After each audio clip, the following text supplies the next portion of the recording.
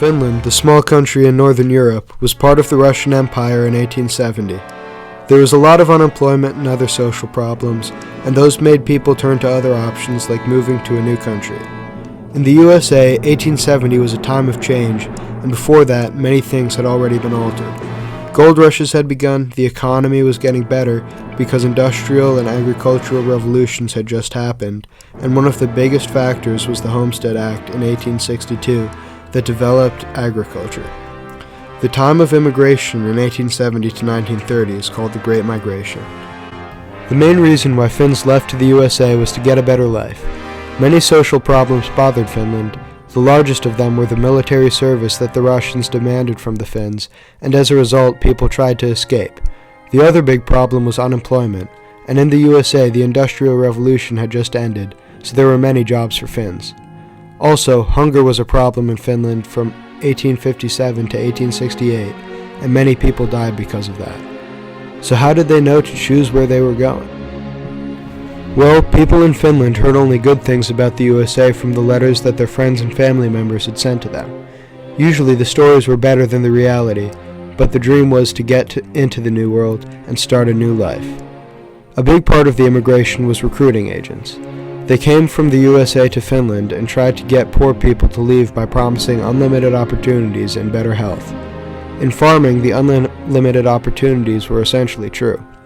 The Homestead Act took place in 1862, and it meant that you got a piece of land by paying a small fee, and you had to do farming continuously for 5 years, and then you gained ownership of the land, so people got farms pretty easily. Farming machines like the reaper were developed in the USA before 1870, and when they started to arrive in Finland, people were much farther ahead in the New World. Also, the farming season was longer, and the demand was higher, so it was a great chance to get a better life. There were a few main places where the Finns left from. In western Finland, these places were Tornio, Kalajoki, Kokkola, and Vaasa. People left from there because the farming conditions were poor and the season was short. In southern Finland, the main gates were Turku and Hanko. They used steamships to get over the Atlantic, and the journey was long. Usually it lasted 2 weeks. The trip wasn't straight from Finland to the USA. They went from Finland to Sweden, then sometimes to Norway. After that they went to England or Germany, and finally after that to North America. The main places in the USA where Finns settled were Minnesota, Michigan, and Massachusetts. When Finns started to settle in the USA, they had one big problem, the language barrier. Because they couldn't communicate by talking, they started to create their own organizations. In politics, they strongly sided with left-wing parties and temperance and labor movements that were becoming big things in the 19th and 20th centuries. They also started cooperatives, and one of the first was called Alku, which means beginning in Finnish. They organized festivals, dances, worship services, and sport competitions as well as theaters. So they basically brought Finnish culture to the USA, and for this culture they created their own language, which is called Fingilska. In 1876, the Finnish newspaper was founded by Antti Moiku in Michigan. 20 years later, the Suomi College was also founded in Michigan, and nowadays it's known as Finlandia University. They brought Finnish city names to villages in the USA. For example, Oulu in Wisconsin, and there is a township called Finland in Minnesota.